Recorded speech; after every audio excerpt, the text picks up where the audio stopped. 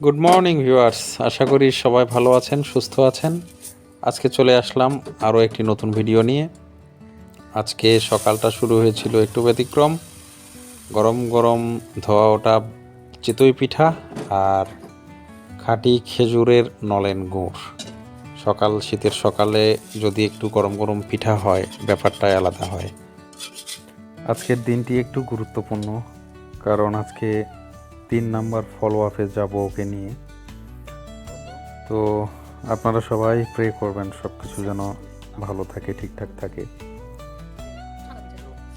আসলে এমনিতে কোনো সমস্যা নাই, তো তারপরেও যেটা নিয়ম অনুযায়ী তো রেগুলার যে রুটিন চেক আপ এটা তো করতেই হবে। এখন অনেক জটিল জটিল সমস্যার সম্মুখীন হচ্ছি আমরা। যেহেতু ডাক্তার দেখাতে যাবো, এই জন্য কতক্ষণ লাগবে এটা তো আমরা বলতে পারি না। এই জন্য দুপুরের রান্নাটা আগেই করে রাখছি। আজকে দুপুরে হচ্ছে কচুর লতি দিয়ে ময়া মাছ, মানে আমরা আমরা আঞ্চলিক ভাষায় ময়া মাছ বলি, আপনারা কে কী বলেন জানি না। তবে বইয়ে পড়েছি মলা মাছ ডেলা মাছ। তো এটা আমার খুব ফেভারিট একটা মাছ। আমি আসলে বড় মাছ পছন্দ করি না, মাছ জিনিসটাই আমার বিরক্ত। তো হইলেও ছোট মাছ হইলে খুব ভালো হয়। তো আবার এরকম বাছা মাছ, ময়া মাছ বা নদীর নলা মাছ যেটা বলা হয়, ভাঙন মাছ, এই জাতীয় মাছগুলা। তো ওর কচুরলতি ওর খুব ফেভারিট একটা খাবার। আমি আগে অভ্যস্ত ছিলাম না, তো বিয়ের পর এই জিনিসটা ও আমাকে খাওয়া শিখাইছে। খুবই সুন্দর একটা জিনিস, আপনারাও যারা এখনও খাননি একটু খেয়ে দেখবেন, খুব মজার একটা জিনিস। অনেক ফাইবার এবং আয়রন সমৃদ্ধ একটা সবজি এবং খুব টেস্টি।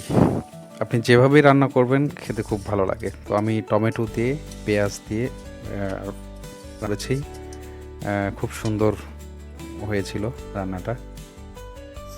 আপনারা চাইলে পেঁয়াজ রসুন মাছ ছাড়াও এটি রান্না করতে পারবেন সম্পূর্ণ নিরামিষভাবে। তো সেটার আরেকদিন দেখাবো। আর আপনারা অনেকে জানেন কিভাবে রান্না করতে হয় নিরামিষভাবে। আসলে আজকে অনেকগুলা কাজের শিডিউল, একা একা এত দিকে সামাল দেয়া একটু কষ্টকরই হয়ে যায় আমার জন্য। ওকে ডাক্তার দেখিয়ে বাসায় রেখে খেয়েটে আমি আবার বের হব। আমাকে যেতে হবে আমার আরেকটি কলিগের সাথে দেখা করতে পাশের উপজেলায়।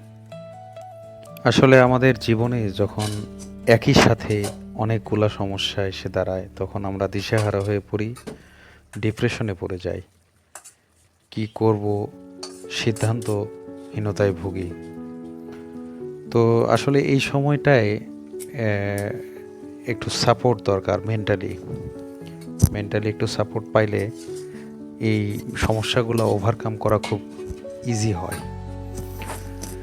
তো আমার প্রফেশনালি একটা জটিলতা এই সময় তৈরি হয়েছিল, যার কারণে এই বিড়ম্বনা। রান্না প্রায় শেষের পথে। আজকে বেশি কিছু রান্না করতে পারিনি, সময় খুব কম। খুব শর্টকাটে যতটুকু সম্ভব একা হাতে সব কিছু মেনটেন করে এই রান্নাটা করে ফেললাম।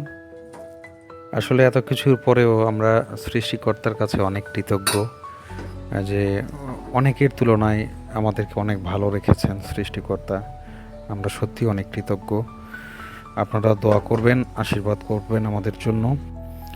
তো আমরা এখন রেডি হচ্ছি, আমরা যাব এখন ফলো আপে। তো আজকের ভিডিওতে এতটুকুই তথ্য। আগামীতে আরও নতুন কিছু নিয়ে আসব।